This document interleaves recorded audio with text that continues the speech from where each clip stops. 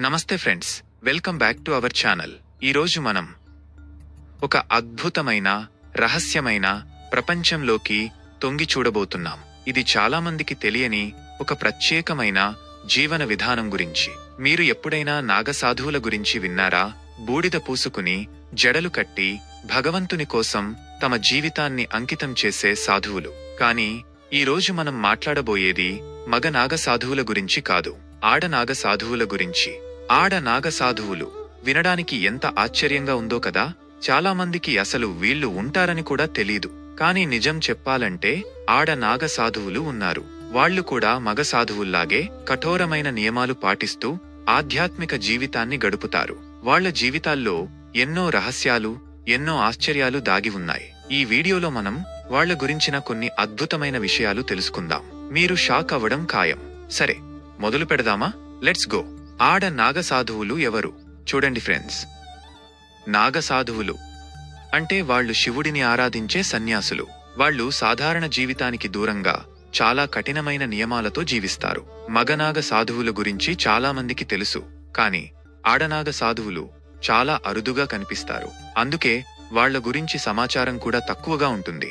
ఆడనాగ సాధువులను యోగినీలు లేదా నాగినులు అని కూడా అంటారు. వీళ్లు కూడా సమాజానికి దూరంగా అడవుల్లోనో, కొండల్లోనో లేదా మఠాల్లోనో నివసిస్తారు. వాళ్ల జీవితం పూర్తి భక్తి, వైరాగ్యం మరియు ఆధ్యాత్మిక సాధనతో నిండి ఉంటుంది. మగనాగ సాధువుల్లాగే ఆడనాగ సాధువులు కూడా దిగంబరంగా ఉంటారు అనేది ఒక అపోహ మాత్రమే. నిజానికి ఆడనాగ సాధువులు సాధారణంగా ఒకే వస్త్రం ధరిస్తారు, అది కూడా కుట్టని వస్త్రం అయి ఉంటుంది. వాళ్లు తమ శరీరాన్ని బూడిదతో కప్పుకుంటారు. ఇది వాళ్లకు చలి నుండి రక్షణ ఇవ్వడమే కాకుండా ఆధ్యాత్మికంగా కూడా చాలా ముఖ్యమైనది. బూడిద వైరాగ్యానికి, లౌకిక సుఖాల పట్ల విరక్తికి చిహ్నం. ఇప్పుడు అసలు విషయానికి వద్దాం. ఒక అమ్మాయి ఆడనాగసాధువు ఎలా అవుతుంది? ఇది చాలా కఠినమైన ప్రక్రియ ఫ్రెండ్స్. అంత ఈజీగా ఎవరూ నాగసాధువులు కాలేరు. మొదటగా అమ్మాయికి ఆధ్యాత్మిక జీవితం పట్ల నిజమైన ఆసక్తి ఉండాలి. ప్రపంచంలోని సుఖాల మీద విరక్తి ఉండాలి. భగవంతుని మీద అపారమైన నమ్మకం ఉండాలి. ముఖ్యంగా శివుడి మీద ప్రేమ ఉండాలి. తరువాత వాళ్లు ఒక గురువును వెతుక్కోవాలి. నాగసాధు సంప్రదాయంలో గురువు చాలా ముఖ్యం. గురువు లేకుండా దీక్ష తీసుకోవడం కుదరదు. గురువు ఆ అమ్మాయిని పరీక్షించి ఆమె నిజంగా నాగసాధువు అయ్యేందుకు అర్హురాలా కాదా అని నిర్ధారిస్తారు. గురువు ఒప్పుకున్న తరువాత అమ్మాయికి దీక్ష ఇస్తారు. దీక్ష అంటే ఒక రకమైన ప్రమాణం చేయడం. ఈ దీక్షలో భాగంగా అమ్మాయి తన పూర్వ జీవితాన్ని వదిలేసి కొత్త జీవితాన్ని ప్రారంభిస్తుంది. తన కుటుంబం, స్నేహితులు, ఆస్తులు అన్నీ వదిలేసి గురువు దగ్గరే ఉంటూ ఆధ్యాత్మిక సాధన చేస్తుంది. దీక్ష సమయంలో చాలా కఠినమైన నియమాలు పాటిస్తారు. తల గొరిగించుకోవడం, ప్రత్యేకమైన వస్త్రాలు ధరించడం, ఉపవాసాలు ఉండడం, మంత్రాలు జపించడం, ఇలా చాలా ఉంటాయి. కొన్నిసార్లు ఈ దీక్ష కొన్ని సంవత్సరాల పాటు కూడా కొనసాగుతుంది. దీక్ష పూర్తయిన తర్వాత ఆ అమ్మాయి పూర్తి స్థాయి నాగసాధువుగా మారుతుంది. అప్పటి నుండి ఆమె తన జీవితాన్ని పూర్తిగా భగవంతునికి అంకితం చేస్తుంది. ఆడ నాగసాధువుల జీవితం చాలా సాధారణంగా కానీ చాలా కఠినంగా ఉంటుంది. వాళ్లు ఉదయం చాలా త్వరగా నిద్రలేస్తారు. సూర్యోదయానికి ముందే స్నానం చేసి శివుడికి పూజ చేస్తారు. తరువాత యోగా, ధ్యానం చేస్తారు. వాళ్ల రోజులో ఎక్కువ భాగం ఆధ్యాత్మిక సాధనలోనే గడుస్తుంది. మంత్రాలు జపించడం, వేదాలు చదవడం, భగవద్గీత, రామాయణం లాంటి గ్రంథాలను అధ్యయనం చేయడం వాళ్ల దినచర్యలో భాగం. ఆహారం విషయంలో కూడా వాళ్లు చాలా నియమాలు పాటిస్తారు. రోజుకు ఒకసారి మాత్రమే భోజనం చేస్తారు. అది కూడా ఎవరైనా భక్తులు తెచ్చిస్తేనే తింటారు, లేకపోతే ఉపవాసం ఉంటారు. వాళ్లు సాధారణంగా పండ్లు, కాయగూరలు, పాలు లాంటి సాత్విక ఆహారం మాత్రమే తీసుకుంటారు. ఆడనాగ సాధువులు సాధారణంగా ఒంటరిగా జీవించడానికి ఇష్టపడతారు. వాళ్లు జనసమూహాలకు దూరంగా ప్రశాంతమైన ప్రదేశాల్లో నివసిస్తారు. కాని కుంభమేళా లాంటి పండుగల సమయంలో మాత్రం వాళ్లు అందరితో కలుస్తారు. కుంభమేళాలో నాగసాధువులు స్నానం చేయడం ఒక ప్రత్యేక ఆకర్షణ. ఇప్పుడు మనం ఆడనాగ సాధువుల గురించి కొన్ని చాలా ఆసక్తికరమైన, ఎవరికీ తెలియని విషయాలు తెలుసుకుందాం. ఆడనాగ సాధువుల దీక్ష చాలా రహస్యంగా జరుగుతుంది.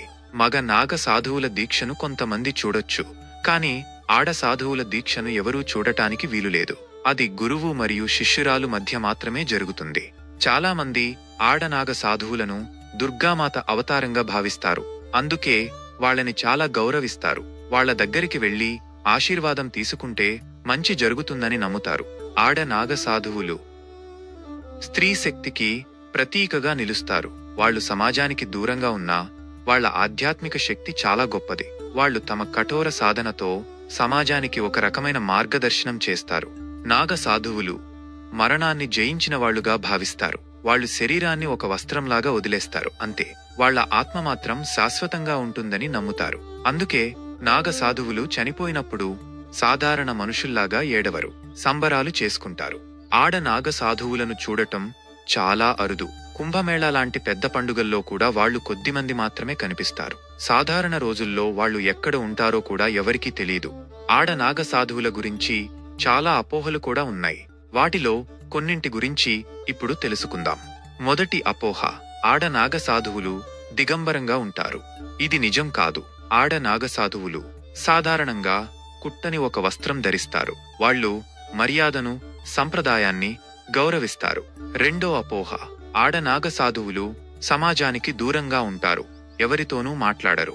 ఇది పూర్తిగా నిజం కాదు. వాళ్ళు జనసమూహాలకు దూరంగా ఉంటారు, కానీ భక్తులొస్తే వాళ్లతో మాట్లాడతారు, వాళ్ల సందేహాలను నివృత్తి చేస్తారు, ఆశీర్వదిస్తారు. మూడో అపోహ: ఆడనాగ సాధువులు చాలా కోపంగా ఉంటారు. ఇది కూడా నిజం కాదు. నాగసాధువులు శాంత స్వభావులు. వాళ్ళు కోపం, ద్వేషం లాంటి వాటికి దూరంగా ఉంటారు, కానీ ధర్మం విషయంలో మాత్రం చాలా కఠినంగా ఉంటారు. నాలుగో అపోహ: ఆడనాగసాధువులు మామూలు మనుషులు కాదు.